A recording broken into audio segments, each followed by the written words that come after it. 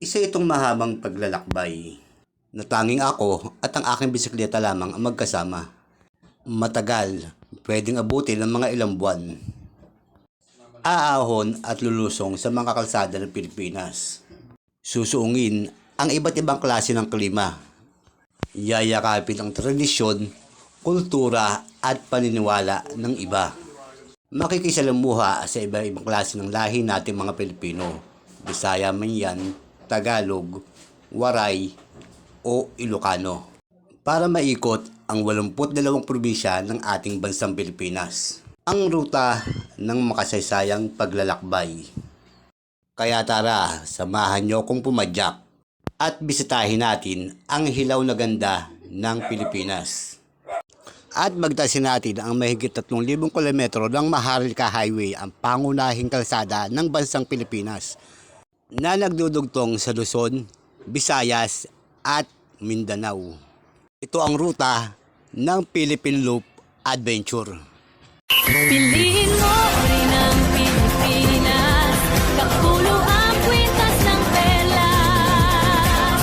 Piliin mo, yakapin mo, kayamanan niyang litas. Piliin mo ang Pilipinas.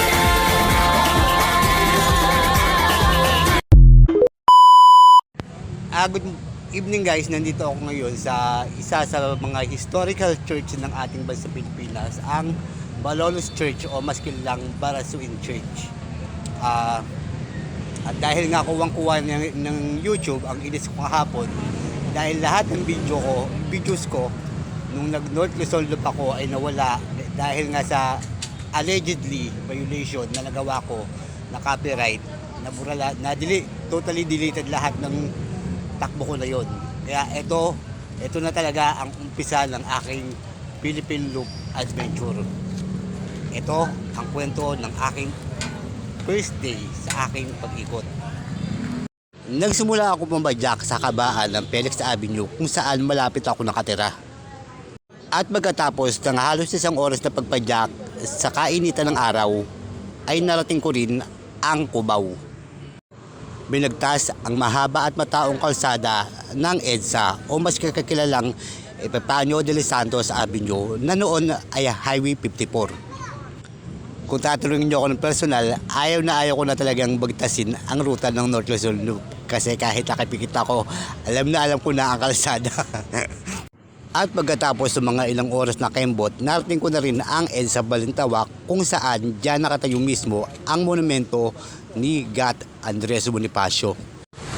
Good afternoon guys, nandito ako ngayon sa may harapan ng statue ng monumento ni Andres Bonifacio. At dito nagsisimula ang kahabaan ng EDSA o Epifanio de los Santos Avenue o mas kilalang Highway 54 noon. Kaya tara, padyak. Kaya mula sa kanto ng EDSA Monumento ay itinuloy ko na ang pagpadyak hanggang sa marating ko na nga ang People's Park sa May Valenzuela. Ituloy ko lang ang pagpadyak hanggang sa mapasok ko na nga ang bayan ng Mekawayan sa may probinsya ng Bulacan.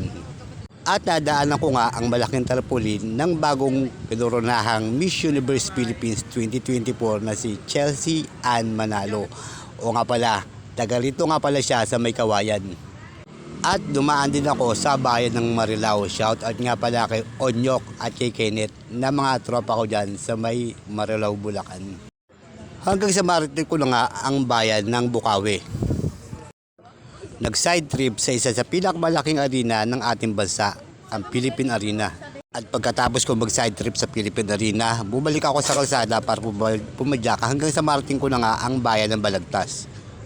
At pinagbigyan ko ang request ng isa sa mga nag-message sa akin sa Facebook na dumaan daw ako sa kanila, kay April Labayan, dyan sa bayan ng Balagtas. At kahit na challenging na puntahan ang lugar nila, okay lang. At least napagbigyan ko ang request ng isang tao.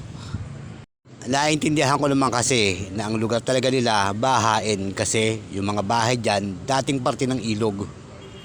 Ganito na lang, bago tayo mamuna, sana unahin nating matutong umunawa kasi hindi tayo para-parehas ng sitwasyon sa buhay. At pagkarating ko nga sa bahay na kanina ay pinakain niya ako at nagkwentuhan kami saglit. Pinakilala niya rin sa akin ang kanyang mga magulang. Sabi nila, pinapanood daw nila ang mga vlog ko. O di ba may pansa ko. At pagkatapos namin mag-usap, ay nagpaalam na rin ako kasi nga magagabi na. Bumalik ako ng kalsada hanggang sa marating ko na ang bayan ng Giginto. Malilim-lilim na nang marating ko ang arko ng Malolos. Ito ang unang arko na nadaanan ko sa aking pag-iikot sa buong Pilipinas. At pagkatapos kong maipit sa matinding traffic sa kabaan ng Malolos, sa wakas, narating ko na rin ang kanilang tanyag na simbahan. At dito nagtatapos ang aking unang araw ng pag-iikot mula Pasig hanggang sa buong Pilipinas. Maraming salamat sa panonood and God bless. Dati-rati, laman ng puso mo ay ang pangalan ko. Lagi ako sa isip mo. Dati-rati, inaawitan pa, labi ay may ngiti, mga mata'y nagniningning. Ngunit ngayon